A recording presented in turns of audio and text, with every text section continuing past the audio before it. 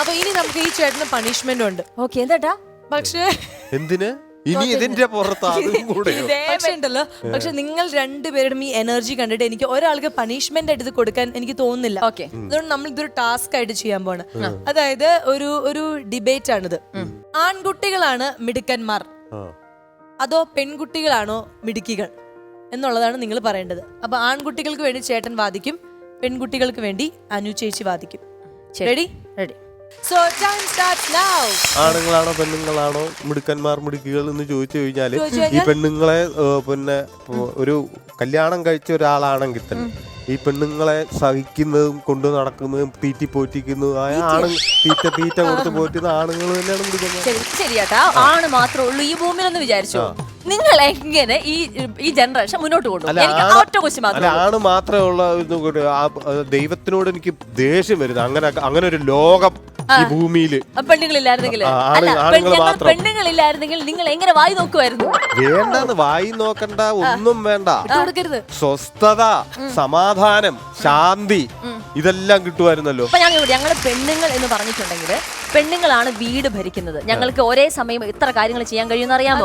ഞങ്ങൾ ഒരേ സമയം ഇപ്പൊ ഞങ്ങൾക്ക് ജോലിക്കാരാണ്, ഞങ്ങൾ ജോലി ചെയ്യും, വീട്ടിലെ ജോലി മുഴുവൻ ചെയ്യും. ഇപ്പൊ കുട്ടികളുള്ളവരാണ് വീട്ടിലെ കുട്ടികളുടെ കാര്യങ്ങൾ മുഴുവൻ, അവരുടെ എഡ്യൂക്കേഷന്റെ കാര്യങ്ങൾ മുഴുവൻ നോക്കും. നിങ്ങൾ എന്താണ് ചെയ്യാറുള്ളത്? അല്ല ഞാൻ ചോദിക്കട്ടെ, നിങ്ങളിപ്പോ അടുക്കളയിൽ മറ്റേ അറിഞ്ഞ് വെട്ടി അറിഞ്ഞ് ഉണ്ടാക്കുന്നുണ്ട്, കഷ്ടപ്പെടുന്നത് ശരി, സമ്മതിച്ചു.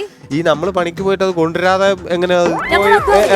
അല്ല, ഇപ്പൊ സ്ത്രീകൾ ഒരുപോലെ തന്നെ പുറത്തു പോയി അധ്വാനിക്കുന്നുണ്ട്. പക്ഷെ എന്നാലും ആ വീട്ടിൽ വന്നു കഴിയുമ്പോൾ വീട്ടിലെ ഗൃഹനാഥൻ എന്ന് പറയുന്ന ആള് ആണുങ്ങളാണ്.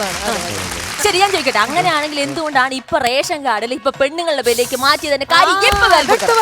അല്ല, അതും ആണുങ്ങളെ മിടുക്കാണ്. അതായത് പിന്നെ ഒരു പഴഞ്ചൊല്ലുണ്ട്, വിഡ്ഢികളെ പുകഴ്ത്തി പിന്നെ വേണം കാര്യങ്ങൾ നടത്താൻ. അപ്പൊ ഈ പെണ്ണുങ്ങൾക്ക് ഒന്നാം സ്ഥാനമൊക്കെ കൊടുക്കുമ്പോ അവരതിന്റെ പുറകെ പോയി അങ്ങ് പണിയെടുത്തു. അതാണ് നിങ്ങൾ ഉദ്ദേശിച്ച് വെച്ചിരിക്കുന്നത്. അപ്പൊ ഞങ്ങൾ സ്ത്രീകളെല്ലാം മണ്ടിമാരാണ് എന്നാണ്. ശരി, അങ്ങനെ ആയിക്കോട്ടെ. ചേട്ടൻ ഒരു കാര്യം മനസ്സിലാക്കണം, ഈ ഒരു പ്രോഗ്രാം എന്ന് പറയുന്നതിന് സ്ത്രീകൾക്ക് വേണ്ടി മാത്രമുള്ള ഒരു പ്രോഗ്രാം.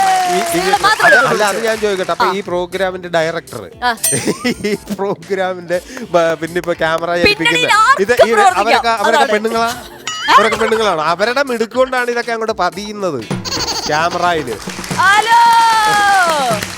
ഹലോ, ആ പ്രോഗ്രാം ഇതെല്ലാം പ്രവർത്തിക്കുന്ന സമയത്ത് ഇവിടെ വന്നിട്ട് ആങ്കർ ചെയ്യാൻ അവരെന്തായാലും ഒരു ആണിനെ ഇങ്ങോട്ട് കൊണ്ടുവന്നില്ലല്ലോ. ഈ ഒരു മിടുക്കിയായ പെങ്കൊച്ചിനെ കൊണ്ടുവരേണ്ടി വന്നില്ലേ അവർക്ക്? കൊണ്ടുവരേണ്ടി വന്നില്ലേ? എന്തുകൊണ്ടാണ് സ്ത്രീകൾക്ക് ഈ ഒരു പ്രോഗ്രാം ക്ലിക്ക് ആകാൻ വേണ്ടി, ആൾക്കാർ കാണാൻ വേണ്ടി, സൗന്ദര്യമുള്ള ഫേമസ് ആയ ഒരു സിനിമ നടിയെ കൊണ്ടുവന്നത് ആങ്കർ ചെയ്യിപ്പിച്ചു. അവിടുത്തെ ആണുങ്ങളുടെ ബുദ്ധി